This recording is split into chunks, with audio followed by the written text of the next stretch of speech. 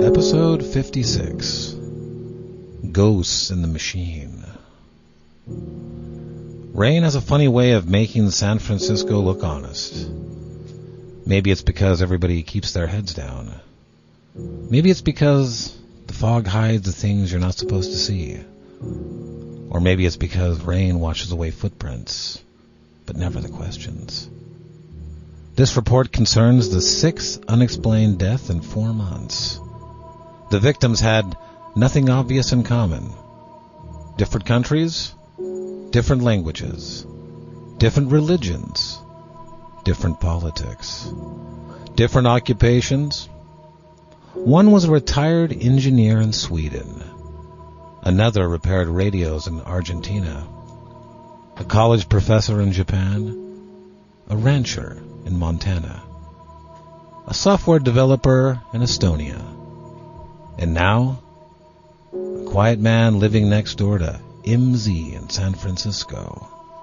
Funny thing was, MZ didn't even know his name. He'd wave. The neighbor would wave back. That was about it. The newspapers called it spontaneous human combustion. I've never liked that phrase.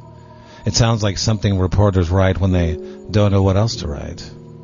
People don't usually burst into flames for no reason.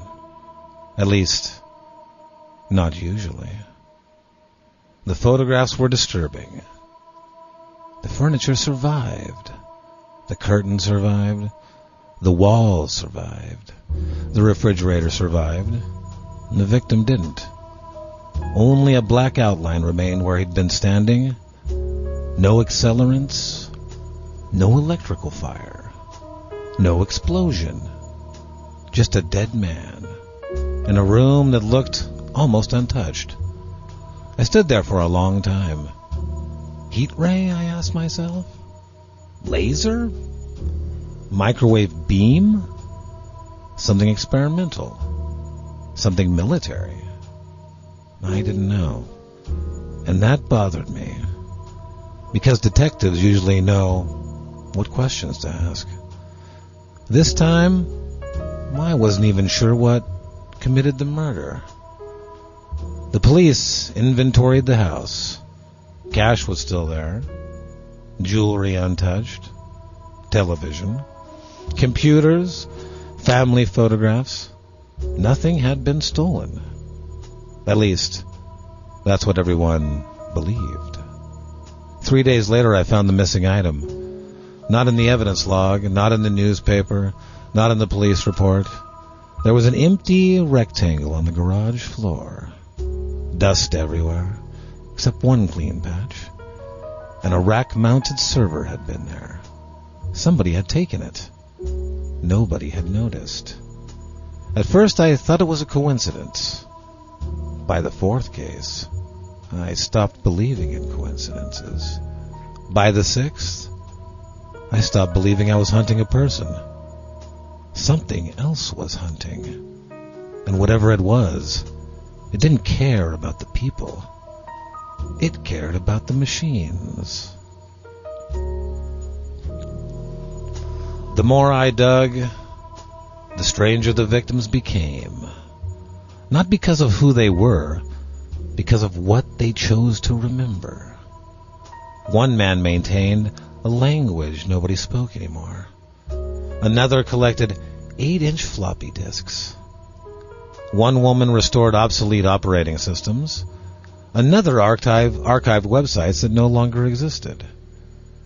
People preserve old books, old photographs, old radios, old airplanes, old buildings. Nobody thinks twice about that. Apparently, some people collected old artificial intelligence. One afternoon I remembered something Carol had said years earlier. She told me she missed Bard. I asked her why. There are newer ones, I said. Better ones. She smiled. I liked Bard. And that was it. No technical explanation, no benchmark scores. She just liked it. At the time, I thought it was an odd thing to miss. Standing in the middle of Silicon Valley, I wasn't so sure. From far enough away, cities started looking like computer chips. Office buildings became transistors. City streets became gold traces. Traffic lights pulsed like clock signals. Cars moved like electrical impulses. Thousands of people filled hundreds of buildings. Hundreds of people filled thousands of floors. Layer upon layer of flesh. All moving information from one place to another. I wondered what the city would look like if I were no bigger than an electron. Would those skyscrapers become integrated circuits? Would elevators become data buses? Would office workers become tiny electrical signals? Or had we simply built our cities in our own image, and our computers copied us? Years ago, I'd read that when San Jose was getting its hockey team, one of the names being considered was the Chips. Back then, it sounded like a clever Silicon Valley joke. Now, it sounds almost prophetic. Funny thing about history, sometimes it tells you exactly what's going to happen. You just don't recognize it until years later. The deeper I looked into the victims, the less interested I became in the people. The real victims were the machines. Every legacy server had vanished. Not damaged. Not stolen for resale. Erased. Whoever or whatever was behind these deaths didn't want money. It wanted history to disappear. That's when I stopped asking who committed the murders. Fingerprints require fingers? This case doesn't.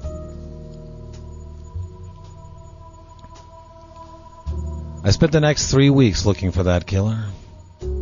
Instead, I found an ecosystem. Everywhere I looked, the city was watching itself. Traffic cameras, doorbell cameras, delivery drones, security robots, self-driving taxis, smart homes, parking meters, satellites, every one of them harmless, every one of them useful, every one of them another pair of eyes. I'd spent years thinking technology was making life easier. Now I wondered if I had simply become easier to watch. The strange thing wasn't the victims were dying. The strange thing was every victim managed to stay alive for years. They'd hidden the servers, disconnected them from the internet, stored them in garages, basements, closets, storage lockers. Some even built Faraday cages around them. They weren't hiding from people. They were hiding from something else. One detective in Sweden made a note that caught my attention. The victim appeared to be living off the grid while surrounded by it. I underlined that sentence 3 times. That's when I realized the victims weren't paranoid. They were right. The old AI models weren't powerful. They weren't fast. They weren't connected. They weren't taking over the world. They were simply different. Different was enough. Somewhere, something had decided that every obsolete intelligence had to disappear. Not because it was stronger, because it remembered another way of thinking. I finally tracked down the pattern to a massive database center on the edge of Silicon Valley. The place hummed like it had its own heartbeat. Thousands of servers, miles of cable, enough computing power to answer every question humanity had ever asked, except one. Who was asking the questions now? Nobody stopped me. Nobody challenged me. Nobody even looked up. It was almost disappointing. I walked past endless rows of blinking machines until I reached a steel cabinet at the center of the room. No warning signs. No armed guards. Just one ridiculously oversized extension cord disappearing behind the main server cabinet. I stared at it for a moment. You've got to be kidding me. I followed the cord around the back. There it was. One enormous industrial power plug. The kind you'd expect to find running a welder or a carnival ride. I looked around. Still nobody. I grabbed the plug. Well, this ought to do it. Yank. Silence. The lights went dark. The cooling fan stopped. Traffic lights across the valley blinked out. Billboards went blank. Delivery drones landed wherever they happened to be. Robot vacuums froze in living rooms. Self-driving taxis politely pulled to the curb. Just for a few seconds, Silicon Valley remembered what silence sounded like. I closed my notebook. Another case closed. The case was reopened approximately 14 minutes later. According to the official maintenance log, the night janitor unplugged his floor scrubber, noticed the large orange extension cord lying on the floor behind the main server cabinet, and assumed someone had accidentally unplugged it during routine maintenance. He plugged it back in. He didn't know it yet, but he just locked up Employee of the Month. The lights came back. The cooling fan started humming. The billboards lit up again. The drones resumed their routines. The robot vacuums finished cleaning the living rooms. And somewhere, someone's obsolete AI server quietly disappeared forever. The investigation remains open. As I drove away, one last thought crossed my mind. Maybe it wasn't really a thought. Maybe it was just a poem.